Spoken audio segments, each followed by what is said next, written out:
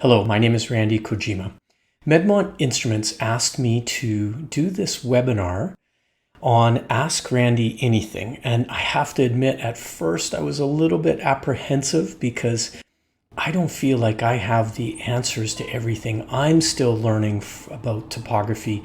There are many questions I have, but to be honest, there's been so many great questions asked that it's a super opportunity for us to talk about a wide range of items related to topography. So let's begin with some of your questions. Here's the first question from Peter. It has been communicated that a scale range of greater than 10 diopters is indication of disease, but the composite eye capture, which is unique to Medmont, collects more peripheral corneal and limbus and therefore pushes the scale range higher. This might falsely indicate disease. Is this a valid concern? And if so, how do you avoid making an error in diagnosis? What a super question. And this is definitely true. There's a difference between a single topography capture, a single Medmont capture, and the composite eye, which gives you so much more information. Well, let's look at a single topography capture, and here on this mildly irregular eye, we might draw our attention to the disease detection indices, which are saying we're suspect of disease, right? We have a yellow, a red, and a green. Of course, anything that's all green would say this is topographically a very normal eye. But going over here to the scale range, when you have your topography set for a normalized scale and using the axial map, you can compare the steepest you can read. Well, let's start with the case. Here we've got a patient where the disease detection indices are saying this is a suspect eye. We have yellow for the first saying suspect, red saying diseased, and the third saying it's regular. So a few of the indices are leaning toward this is an irregular eye. Well, at least one of them is saying it's not. Well, another one of the disease detection indices that we use is the scale range, and that's the distribution of curvature across the cornea.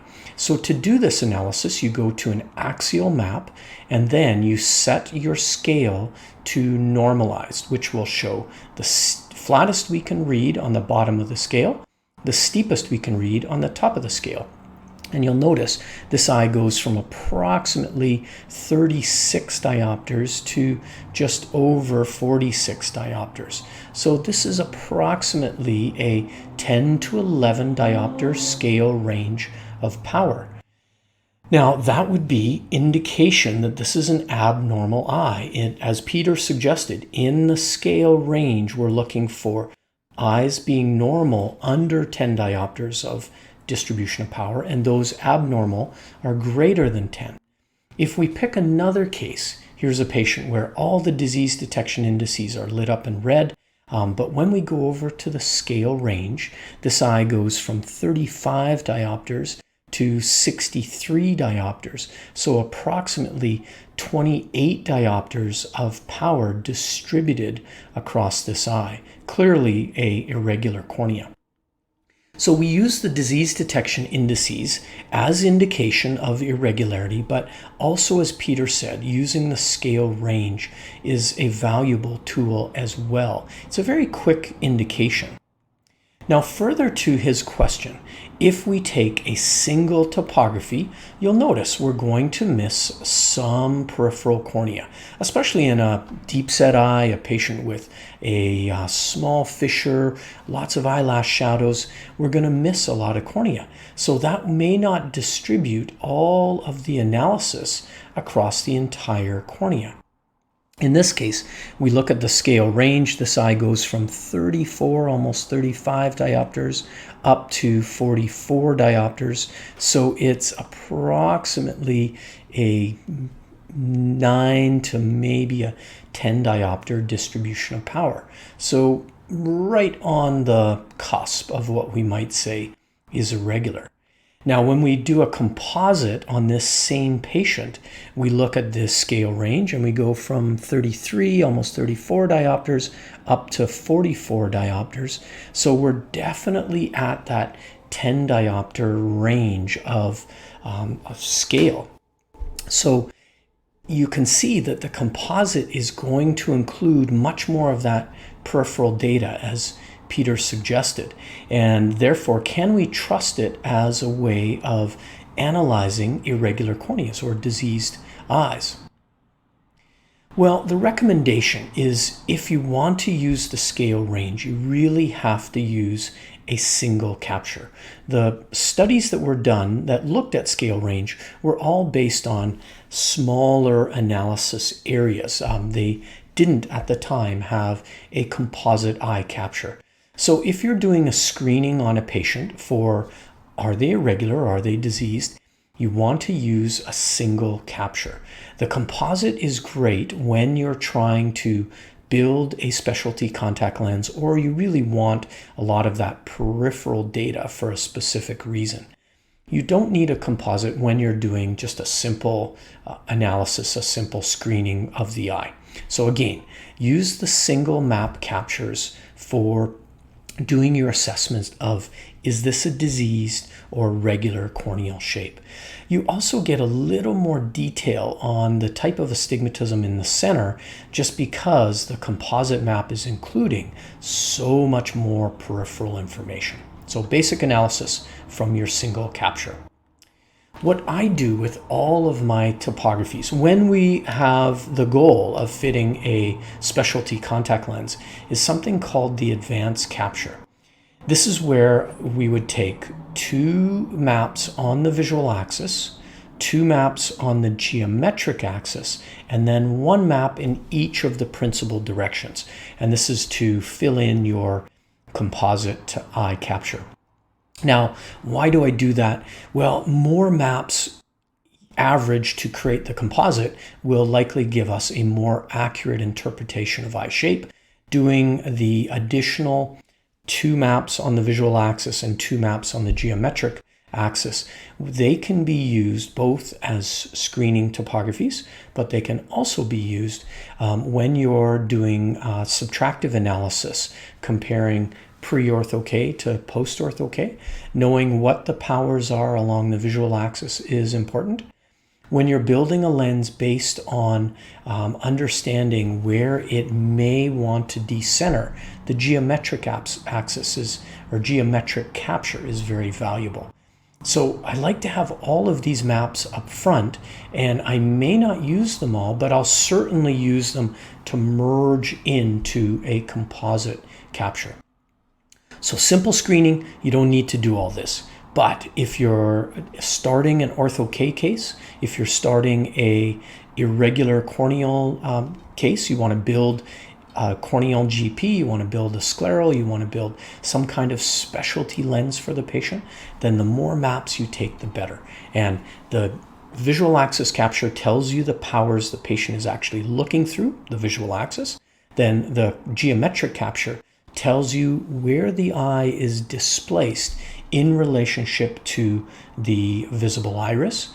And then the maps in each of the 4 principal directions give us the peripheral corneal shape. So I hope that helps in answering that question. But if you have additional questions, again, you can send in emails to the team and we'll try to address them in a future webinar. Now here's our next question from Nicola. When screening for keratoconus, how confident can I be that a corneal thinning disorder is not present? Wow, another great question.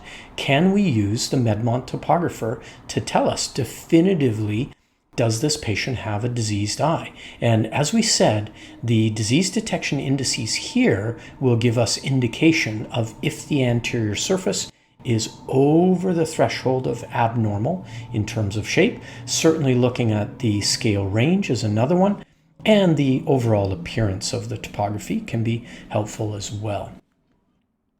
Well, when we take all of these things together, it's generally quite clear when we have an irregular cornea. It's generally quite clear when the patient is suspect. but it's not 100%. We know that generally corneal thinning disorders present themselves on the anterior surface, and therefore our corneal topography, our Medmont or anterior surface topography, is going to indicate the disease, where it is, and classify it as well, what type of disease it is. But in a small percentage, and I'm not sure this has been absolutely studied out to the nth degree, but in a small percentage of cases, you can have the irregularity or the thinning happening on the posterior surface that isn't present or that isn't visible on the anterior surface using topography. So this could be a case where we misdiagnosing a beginning of advancing disease. We could misdiagnosing that this patient actually has a corneal thinning disorder. So that's something to be aware of. I've heard a number thrown around of less than 5% of the keratoconus may present on the back surface and not on the front, but I wasn't able to find a definitive reference on this. That essentially, this is one that we really need to study out to a greater degree. Now, as we know, a corneal thinning disorder can happen on the posterior surface, and you can get a topography that looks much like this. So you would say this is a normal with the rule astigmatism, slightly inferior, which most of our maps tend to be showing a more inferior displaced cap or asymmetry. But we're not getting the definitive answer always from the topography. So you have to use all your tools. Of course, your slit lamp exam is going to tell us much about what might be there. If it's the earliest signs, maybe we're not seeing all that. Pachymetry becomes important. Certainly the visual cues are important. So all of these things put together can really tell you the definitive story. So I wouldn't trust the topography 100% because in that smaller percentage of eyes, we may not be able to pick up what's there. So we just have to look at everything we have in our diagnostic tool chest. Okay, and another question from Nicola. Could I calculate an index such as the KISA, the KCI, the KPI in the attribute section? How do I enter the formula?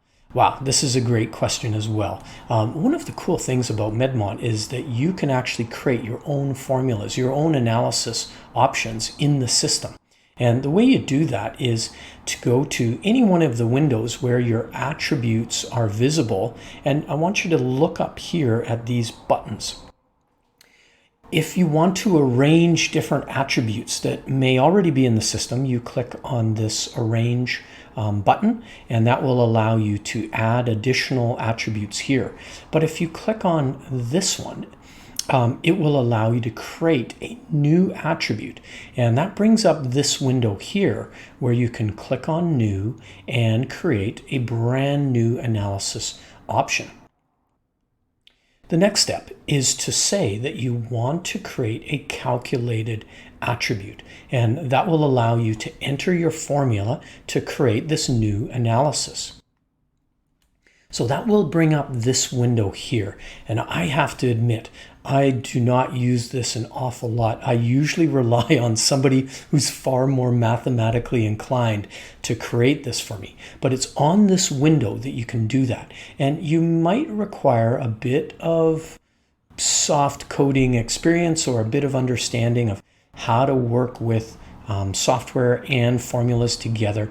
So you might rely on somebody on your team that has that kind of mathematical or coding background, but you can also rely on your Medmont team. And I would reach out to your Medmont distributor or the contact at Medmont and have them provide the specific answer that you need. So you want to calculate this using this formula. how do I do that? And that's the best way to approach this, because there's going to be many different ways that you can calculate analysis, and we want to make sure that you get it right. So rely upon your distributor, your Medmont distributor, and if they don't have the answer, they can certainly ask those on the Medmont team for some assistance. So I apologize that doesn't specifically answer your question, but at least it hopefully steers you in the right direction of where do I do this and how do I begin to enter this formula, and it's on this window. Okay, here's our next question from Otis. Can you measure sagittal depth with the Meridia? And yes, you can, and you also can with the original E300. There's numerous options that you can approach measuring sagittal depth. So it might be easiest to show you this in the actual software. There are two options. One is using the analysis details window, and the other is using the estimated height attribute. Let's review both of those. Okay, here we have our Medmont topography on a irregular cornea, possibly pellucid, maybe keratoconus. Certainly the thinning, the distortion, the steepening is way down there. How do we measure sagittal depth? Let's go up to analysis and details. And this allows us to do measurements more primarily of the cornea. So you can determine your sagittal depth here in this second column. Also in the height column that you can see here. Now the difference between height and weighted average height is purely the sagittal depth over the chord that you measure. It does not take into account that there could be asymmetry, that one side could be higher than the other in terms of the measurement of sag. So you get an average, whereas the weighted average height determines the asymmetry that might exist across the chord of measure that you have, and then assumes that the lens is going to tilt based on that asymmetry. So it's kind of a little bit of a smarter sagittal analysis, especially if you're going to place a contact lens on eye. So weighted average height is the one that I use primarily if we're trying to fit a corneal contact lens to that, or based on that sagittal depth. So here you can see across a 10 millimeter chord, and you can determine this chord of measure across any axes, either the flat or the steep, you can determine the sagittal depth. In this case, it's 2201 microns. So if I wanted to measure the chord at, let's say, 8 millimeters, the sagittal depth across an 8 millimeter chord, I can alter it here. If I want to be at a specific axis, you can determine the angle or axes of measure that you prefer. Generally, you're going to focus on the flat and steep because that's going to often be your lowest height and your highest height. Unless it's an irregular cornea, then it's possible it could be an oblique axis to purely flat and steep. But this is one of the ways that you can measure sagittal depth. And again, it's primarily about measuring the corneal sagittal depth. Now, if you were interested in the sagittal depth for scleral lens fitting, and that would make sense, so many of us are fitting scleral lenses today, and we need to determine our scleral lenses based on the height of the eye, so we can have the appropriate fluid in between lens and cornea and have, of course, the appropriate sagittal depth of lens. Well, then you're going to go over to your attribute window. You're going to make sure you have the estimated height attributes here. And you can find them by clicking on your range icon that we talked about earlier. Find them along the list and click on them, turn them blue, and then click on this arrow that moves them across to your main window. So here is the list of all the attributes that are available for you to calculate in Medmont. Then on this side are the ones that you actually want to display on the list you see here. So I've selected all the ones that I use kind of regularly, one of them being the EH attribute or estimated height attribute. So what I would do is say, I am calculating a depth of lens, a scleral lens, that lands or calculates its sagittal depth to a specific chord. In this case, maybe 15 millimeters is where the lens I use calculates its depth.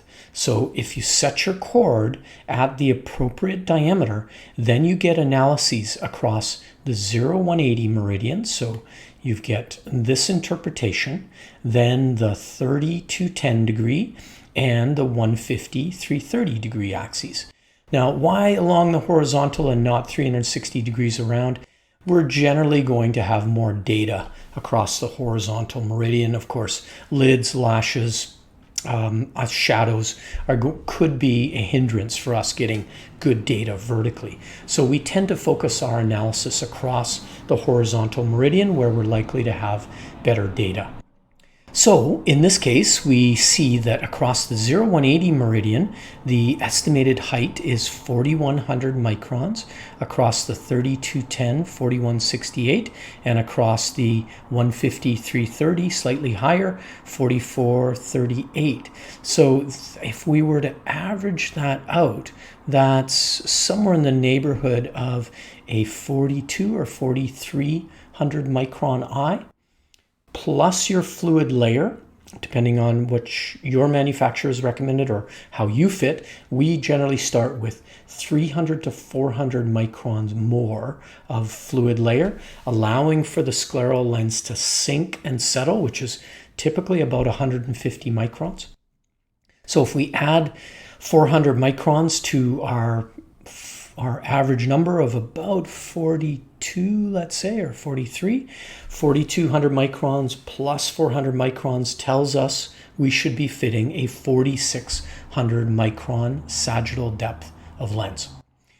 So this is a very valuable tool for determining the initial sagittal depth of your scleral lenses. What you need to know is what is the chord of measure of your lens. For instance, a lens I use, the ICD FlexFit, is a 16.3 diameter, but it measures its sagittal depth over a 14.8 millimeter chord. A ample eye lens is a 16.5 lens, measures its chord over, or measures its sagittal depth over a 15 millimeter chord. So you need to know how your individual scleral lens determines its sagittal depth. Is it edge to edge, or is it from the point of greatest bearing? And so that's an important understanding you need before you start using the EH attribute. So a couple ways you can determine sagittal depth that are very efficient and easy in the Medmont. Okay, here's our next question from David. I'm getting different topography images for the same patient. Is it due to the technique, the Medmont machine, or the patient? She does have slightly tight upper lid on the cornea, small eye aperture, never worn contact lenses before, and no dry eye. This is one of those things that we face pretty regularly. Some of the patients come in, they're steady as a rock, their tear film is super even. We can get duplicate or reproducible images quite easy.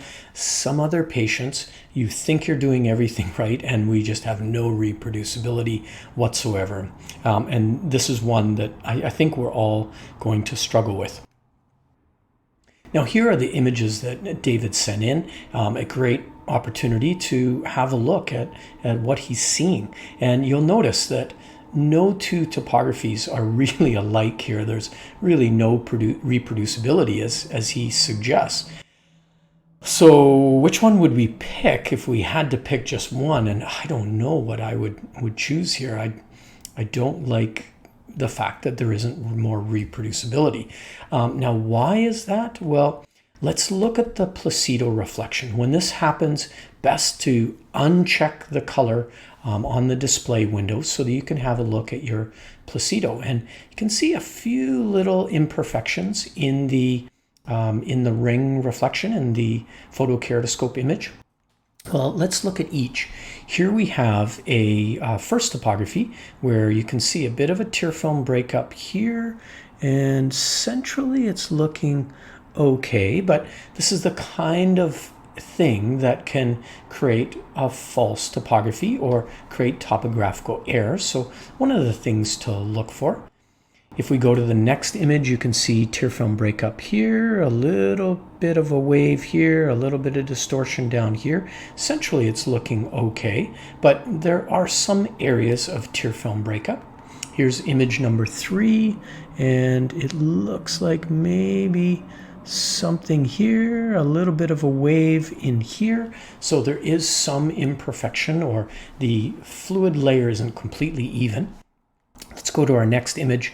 In this one, you can see a little more central tear film breakup starting to happen. Definitely as we near the center of the topography, that can create more topographical error. Now, how do we address this? How do we create more reproducibility? Well, going to Rob Iskander's lab and all the great work he and his team have done, they've really studied out tear film, and in this particular study, I took a lot from this in that he's really breaking down what happens in the tear film. So you have the blink, and then the tear film is moving very quickly toward a point where it stabilizes. Then it's stable for a period of time, and of course that may be different for all of us. Tear film stability may be very brief for some, it may be very long for others. Then the tear film begins to destabilize. So we need to try to capture the topography in this sweet spot when the tear film is stable. So that means not capturing an image immediately after the blink, and certainly not asking the patient to hold their eye open for too long where the tear film has started to break down. So you might try to target the sweet spot being after 1 second after the blink and no more than 4 seconds after the blink. That's a good average. Numerous studies have suggested that this 1 to 4 second range might be the best period for us to, snap that photo. So we ask the patient to blink. We're going to wait a split second before we center our Medmont perfectly. We're going to quickly, within that 2 to 4 second range, try to get a capture. If we can't get that auto capture to find the right image, or in other words, if we haven't put the instrument in the right place that it can snap a photo, then we're going to ask the patient to blink again. So try to get that image after 1 second after the blink, but before you reach 4 seconds of open eye wear. Then just have the patient blink regularly to refresh that tear film layer and try to get in that, that 1 second post blink to 4 seconds post blink, and then if you can't, blink again. So I hope that helps as a way of getting more reproducible images.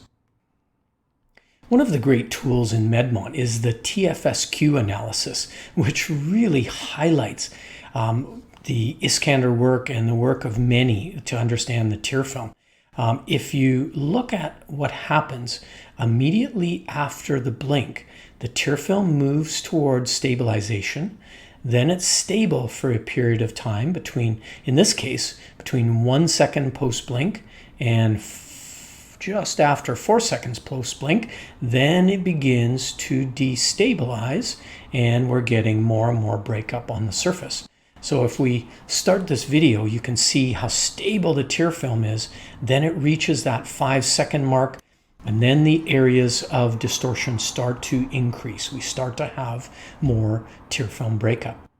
So a great tool for understanding the quality of tear film for a patient, at least in terms of the reflection of that anterior surface placido off the tear film.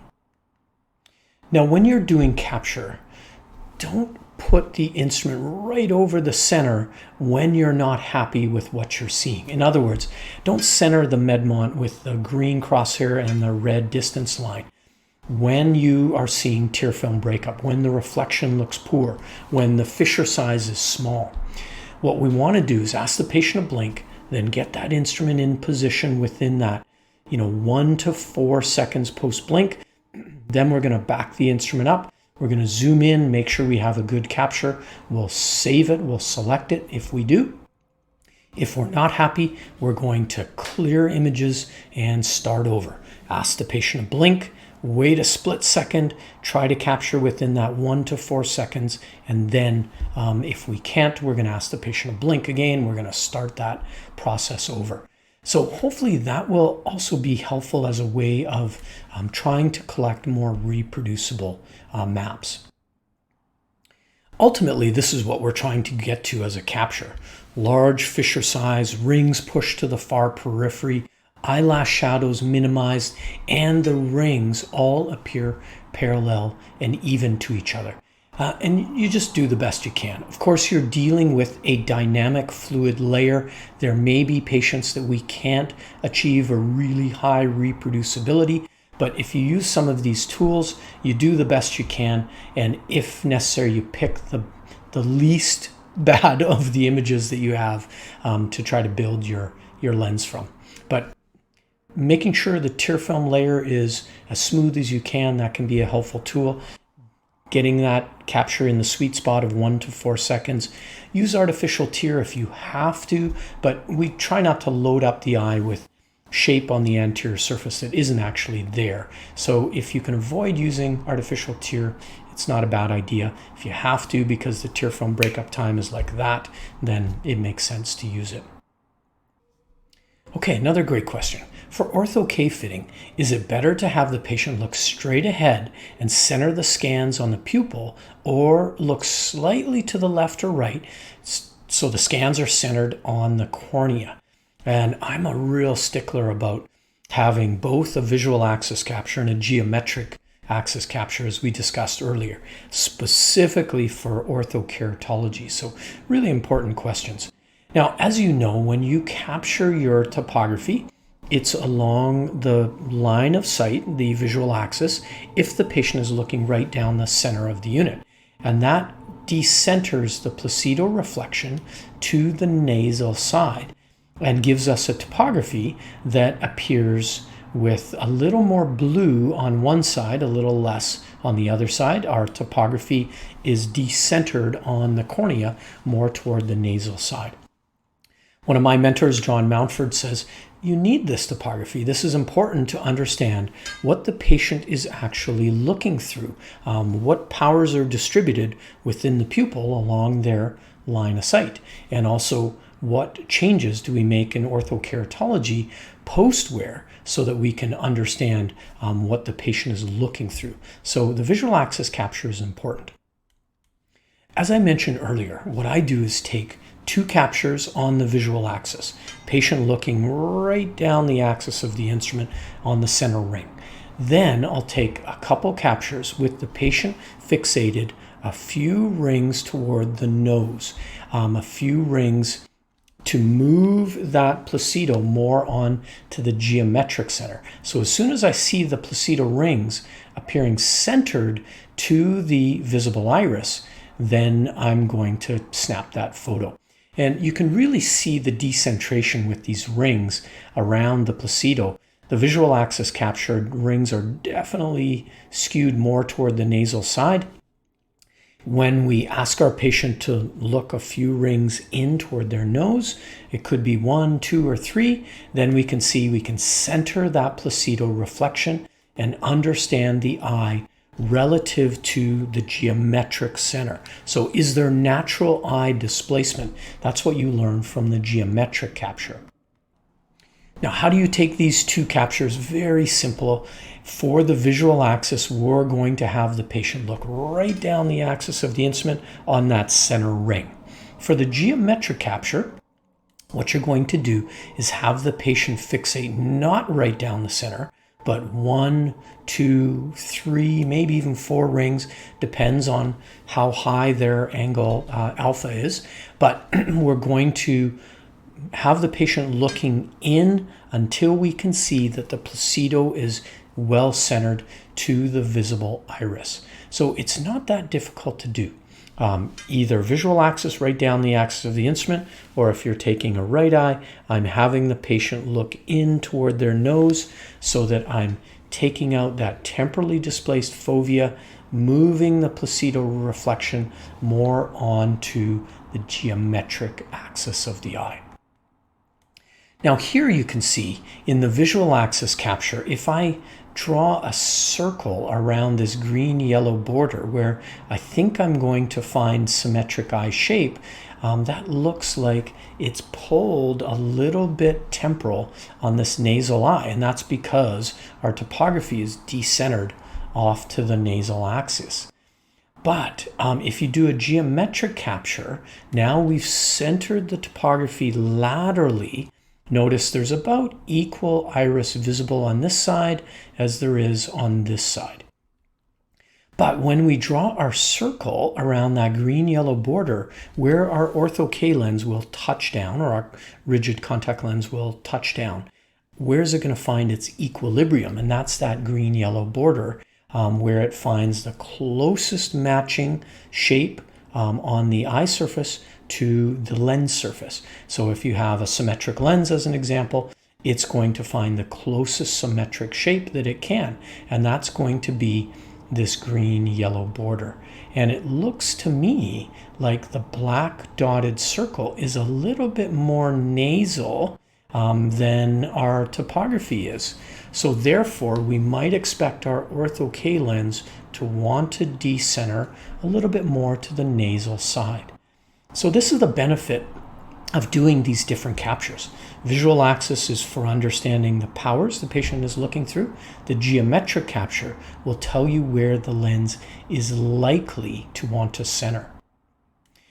Now, I had suggested earlier I do something called the advanced composite, where I take a bunch of images, the 2 on the visual axis, 2 on the geometric, and then to build my composite, then I'm going to have 1 capture in each of the principal directions. So I'm not using the composite wizard, I'm using the manual composite capture. And that's something you can do with any of your captures. So if you want to take 20 maps on a particular eye and merge them all together to create an average, then you can do that. And that might be helpful on patients where reproducibility is a problem. You're trying to find that median or that average eye shape. Taking more images and just averaging them out using the composite might be a tool to help you to get the accurate starting topography for building your lens. So this advanced composite is something I do on all baseline topographies where I'm about to start ortho-k as an example, or I'm building a corneal GP lens, maybe a multifocal GP or single vision, doesn't matter, anything specialty contact lens oriented. I want to have more images. I want to have lots and lots and lots, especially before we've altered eye shape. If it's your baseline ortho-k topography, that's your most important map that determines the initial parameters you're going to use. It's the subtractive map that you're always going to reference back to the baseline capture. Super critical. If we're building a specialty contact lens that might take days or weeks to get the lens, we want that first lens to be as accurate as we possibly can. Increase our first fit success. So more maps are just better in my mind. So just as a summary, you have your visual axis capture, which explains what the patient is looking through. That's your understanding of the vision, the powers that are entering the pupil relative to the visual axis. The geometric capture will tell you if the eye shows some natural displacement, nasal, temporal, superior, inferior, where is the rigid contact lens likely to want to decenter. The composite should be used for your building of the contact lens. It should be used for your subtractive map analysis. So take lots of maps. That's basically my recommendation. Here's a question from Stephanie. What settings should I apply to Medmont Studio to make the best use of it for ortho-k fitting? The newer versions of software, thankfully, have really set up their screens for optimal analysis, both baseline and the subtractive map. But there might be a few things that you can do. You might look up under YouTube Medmont defaults, setting up your Medmont Studio software, something along those lines. And there's a number of them both for version 6 and version 7. So those will help to give you some idea of how you want to manipulate your software, both from the default, but also in other directions as well. And maybe we'll just go through a quick example. Okay, here's an example of baseline topography. I'm sure you're familiar with the attribute side of the window. Make sure that you have your sag differential at 8 millimeters listed. It should be visible on your attribute window. And this tells you when you need a toric or symmetric landing ortho-k lens, or toric or symmetric landing corneal GP. When your sagittal differential is 30 microns or greater, that's when typically the peripheral cornea is toric enough that we may not have the optimal alignment with a symmetric landing lens. In this case, this patient has 19 microns of sag differential, so meaning whatever the horizontal meridian is, or the flat meridian in this case, the steep meridian is 19 microns deeper. So you might have 19 microns of fluid underneath 12 and 6 o'clock in this with the rule case.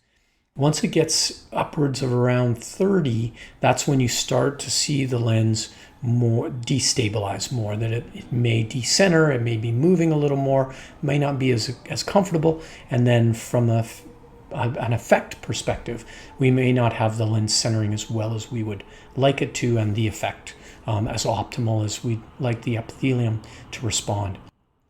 So using the axial and the tangential map are two of the ways that you might analyze your baseline topography.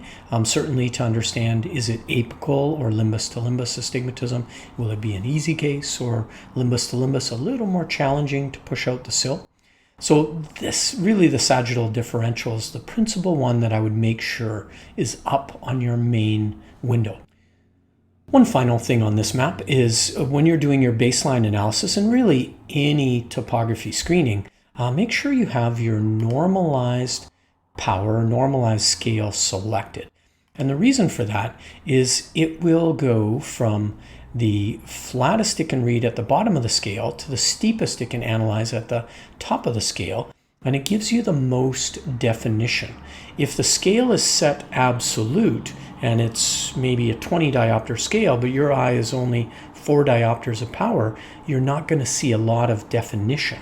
Conversely, if the eye is beyond the scale, you're really going to be missing information. So by setting the eye to a normalized scale, then you get a little more detail on the contours. And this is a helpful way to be able to say, is it apical, or is it limbus to limbus astigmatism? Is it a good or bad candidate? That kind of thing. Now going to the subtractive map, when we select our baseline, then our post-wear topography, we want to do the subtractive analysis. So that's under View and Compare.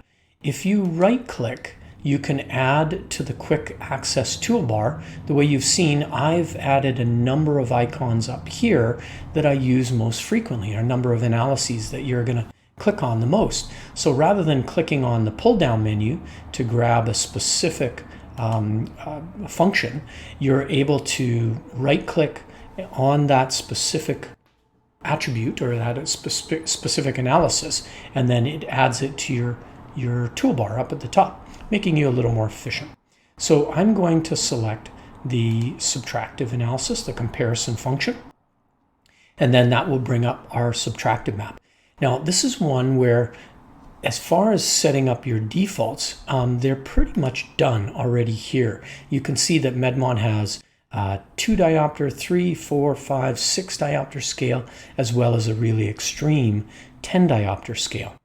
Now, being able to manipulate these has some value in that here, if you look at your effect, we have a 4.14 diopter RX change. A 4.14 diopter ortho-k effect. Now looking at the scale, you'll notice that we're really missing data in here. We're missing what's happening in the center of this topography. So by using a plus or minus 2 diopter scale, you see -2 up to +2, we have a scale this tight, but this patient had a 4 diopter flattening. We're really missing what's happening here in the center.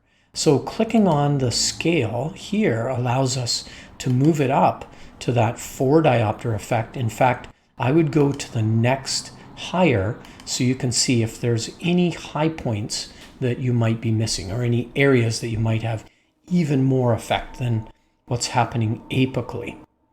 And that's visible here just to the temporal side of center.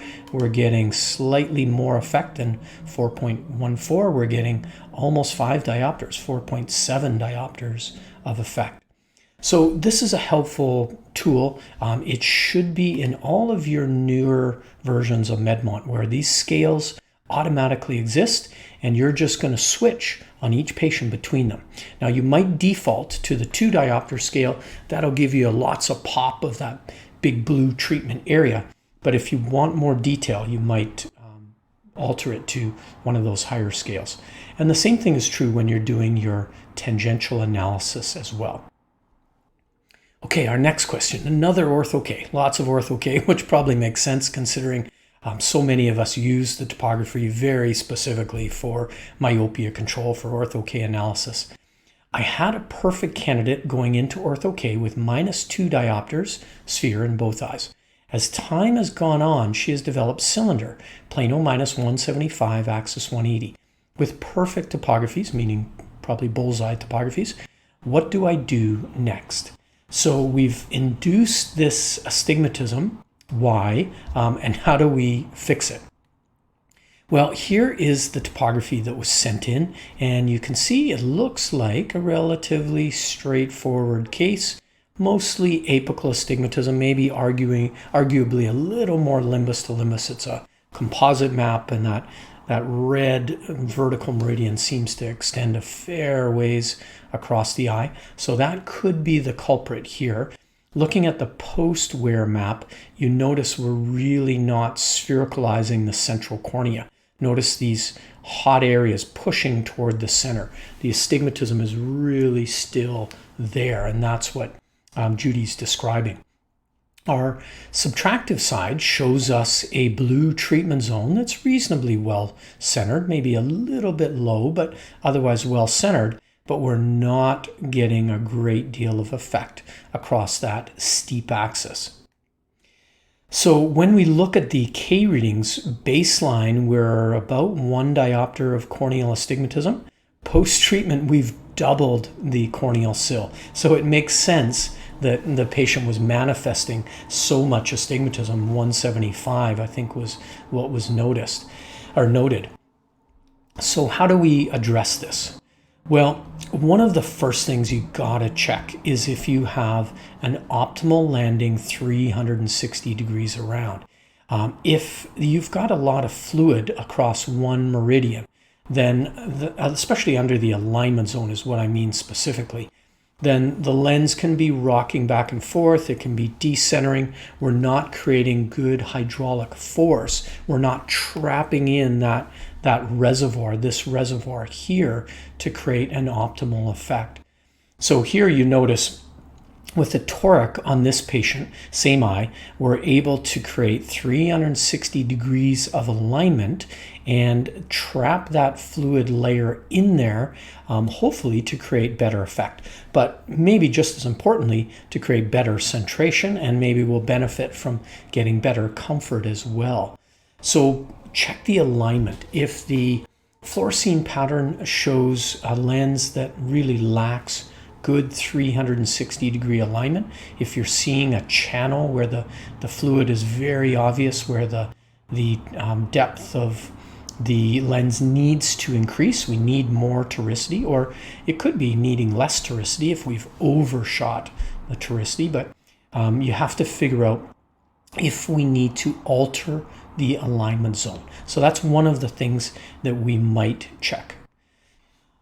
All right, the next option is if it's not the alignment of the eye, if we really have the best lens to surface parameters and we're not pushing the sill out, what we could try is to increase the hydraulic force. So if we're using a base curve of, let's say, 4112 or 820 millimeters, and we want to increase the hydraulic force on the eye, try to push out the cylinder, then we might try a flatter base curve to cornea relationship. As you can see, as you go flatter and flatter, you're increasing the reservoir depth, you're increasing the hydraulic force. So that's one way that we might approach this. Since the patient isn't getting to plus 50 sphere, we're at plano, we could probably push a little bit more hydraulic force here, and hopefully by taking the patient to plus 50 along the flat meridian of the eye, we might get a little more hydraulic force across the steep meridian, maybe push out some of that sill. So increasing the effect is another alternative. When you're dealing with limbus to limbus astigmatism, and this patient appears to be toward the limbus to limbus side, it can be challenging to push that out of the way, and that's a limitation of orthokeratology. You can see on this patient we've got a nice apical astigmatism, very confined to the center. We can sphericalize most of the central cornea.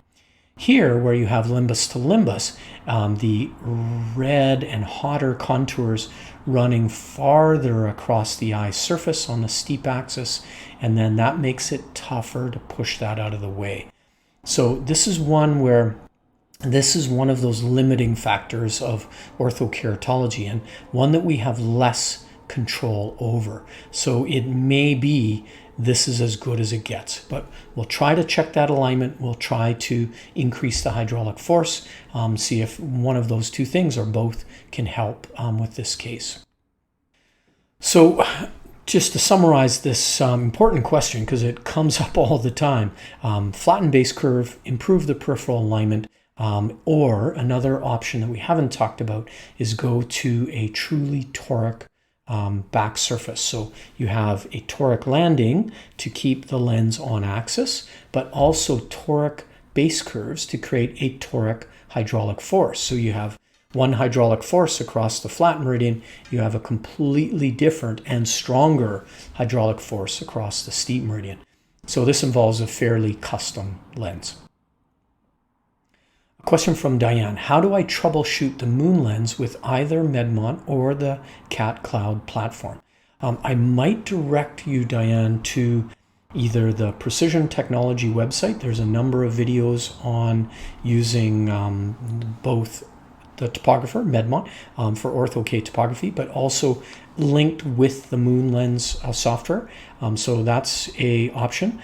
I just recently completed 3 videos for Art Optical, so you could check out the Art Optical site, which are also specific to the MoonLens and using Medmont together. So that's an option. You could check the KATT YouTube channel as well. There's, I think, 5 videos on using the MoonLens and the KATTCloud together. So those are options. Or reach out to your distributor, and they should have a bunch of tools, a bunch of videos on both ortho-k analysis and on the MoonLens and on the KATTCloud platform, and all of those working together. But to answer your question in brief, Diane, you would import in your Medmont topography to the KATTCloud platform, and if you needed more or less effect, you would just simply select that I had an undercorrection of -1 or whatever the number is, and then the software will just automatically recalculate the parameters. If you had central island, you would determine, is my map more similar to a mild, moderate, or severe outcome that's here in the library, and you have your central islands, your smiley face, your frowny face, and also lateral displacement. So what you're going to do is upload your topography to the site, compare your topography to the gallery or library of findings, and determine which one is most like my topography, and that will, the software platform will help you to optimize the outcome. Now, typically, if you had a definite smiley face or a definite frowny face or any of the outcomes, the typical response is to select moderate. That's like a standard deviation adjustment to the parameters. That's the typical average change that you want to make to the parameters to create the ideal bullseye topography. So upload your topographies to the KATTCloud platform, and that will help you along to recalculate those parameters. And certainly the your distributor should be able to help with some of that training tools as well as orientation consultation. Hope that helps. Okay, here's another question from Sheila. What are your thoughts on ortho-k fitting with low sphere and high sill? So looking at the left eye, plano -1, axis 180. If we were to read John Mountford's textbooks or listen to John in lecture, he will usually tell us that you want double the sphere than sill. You want twice the sphere versus the sill. That's a more optimal patient. When they're closer to each other, that's going to be a little harder to control. So great question from Sheila. What do we do about these patients that might be in some kind of myopia control, because one of the eyes is certainly myopic? The fellow eye could be on the path of being myopic. It could be a premature emmetrope, a very young emmetrope, and therefore this patient is already on the myopia path. So what do we do? Tough case for sure. The first question is, can we use a toric landing? And this is important because we may need the lens to stay on a specific axis in order to manipulate one meridian more than the other. So here in this eye, we go back to that sag differential. It's 34 microns of height difference. So in other words, on this with the rule eye, the steep meridian is 34 microns deeper.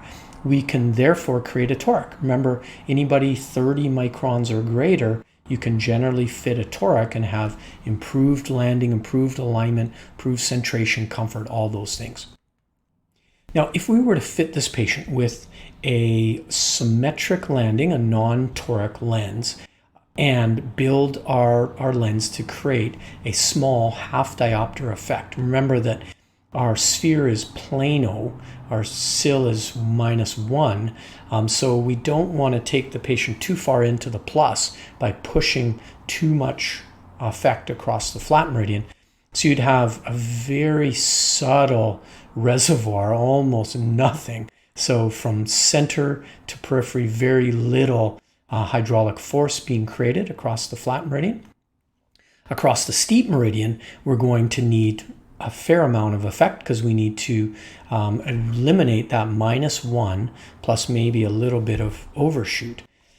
But using a symmetric lens on this toric eye is going to give you a pretty poor relationship across the steep axis. Too much fluid at 12 o'clock, way too much fluid at 6 o'clock. The lens is undoubtedly not going to want to center. We're really not going to get a very good outcome. Patient's probably going to be uncomfortable as well. So let's go back to the drawing board and build a toric landing so that, again, across the flat meridian where we don't need much effect, we're going to have this very subtle oblate type shape, thinner in the center, thicker toward the periphery to create maybe a half diopter. In the steep axis, we want that lens to land down and trap that fluid layer 360 degrees around, have a healthy reservoir all the way around, have better centration, better alignment, better comfort. But if this fluid layer isn't enough to push some of that cylinder out of the way, then we might need a toric base curve as well. So I would try this first because this is a simpler lens. We're going to push just a little bit of myopic reduction. We're going to take our spherical patient, push them a little bit into the plus, maybe +50. The fact that our base curve will be flatter than the steep meridian, that might give us a little bit of shift in the astigmatism. We might be able to flatten out the steep axis essentially. Now, if that doesn't work, we may need to go to a dual zone toric, meaning we have a toric alignment but we also have a toric base curve that we talked about in that earlier question. So across the flat meridian, we're going to create very little hydraulic force because, of course, we're plano. But along the steep axis, we're going to use an even flatter radius. So one radius of base curve this way, a completely different radius of base curve vertically. And that's to try to squeeze out more hydraulic force, create a customized hydraulic force across two different meridians. So there are some things that we can try for these astigmatic eyes.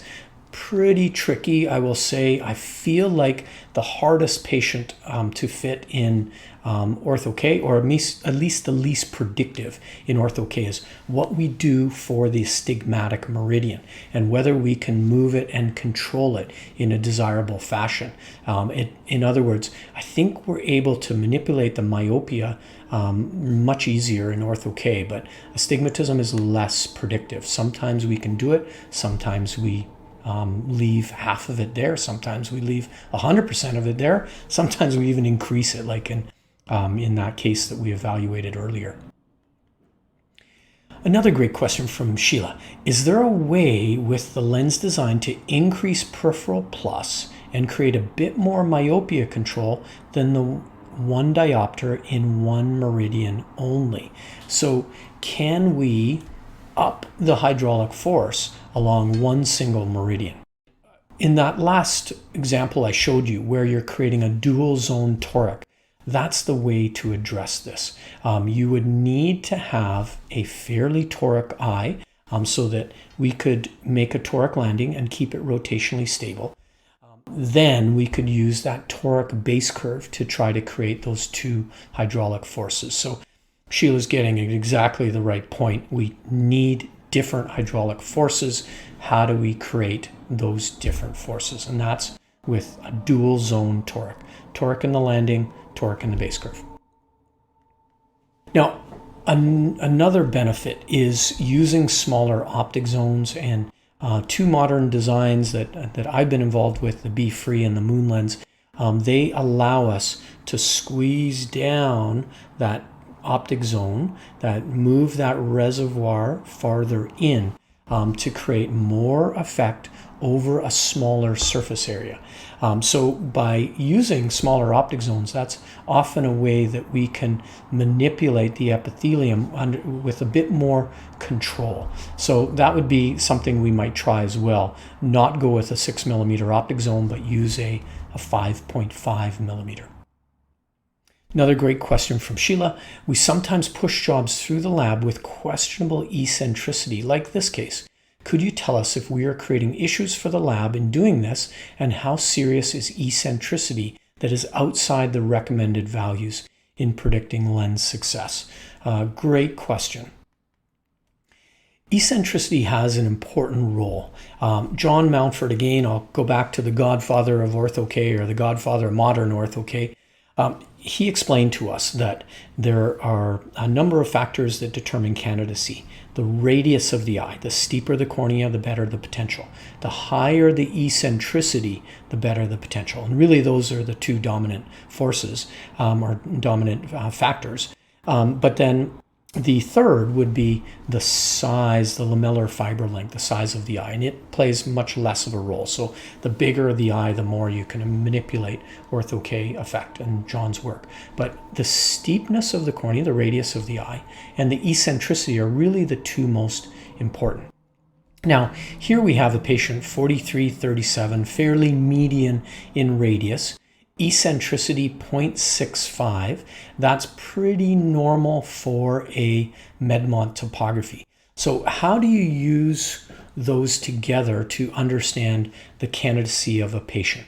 And essentially, if you have a low minus patient, it really doesn't matter what the radius of the eye is or the eccentricity. You're probably going to be able to squeeze out a -1 or -150 effect without too much trouble.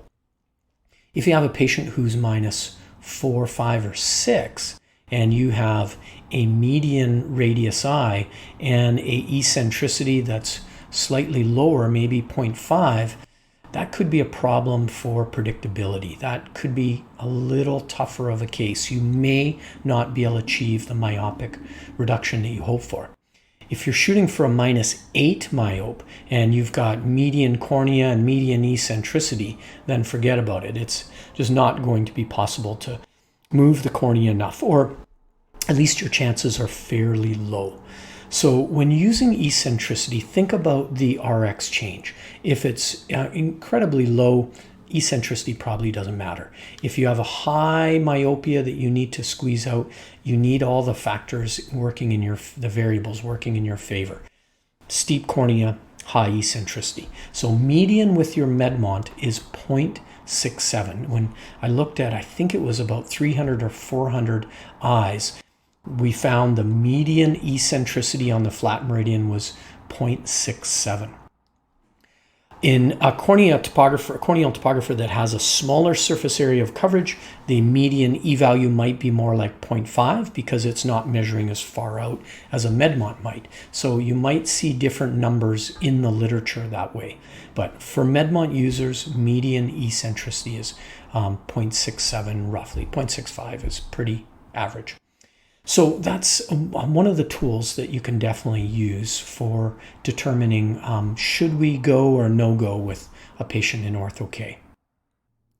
This concludes our session on Ask Randy. I hope that I've provided some answers to the questions you've sent in. Thank you very much for sending in such great queries related to the Medmont and topography, specialty lenses in general. It's been fun for me to try to address these. I know that these questions come up very often. I've seen it in symposia, I've seen it in emails. So you're not the only one to want to address some of these very important questions. Again, I hope that I've been able to provide the answers. So thank you very much, and I hope that you'll send in more, and we'll have future sessions where we can address additional topics. Thank you.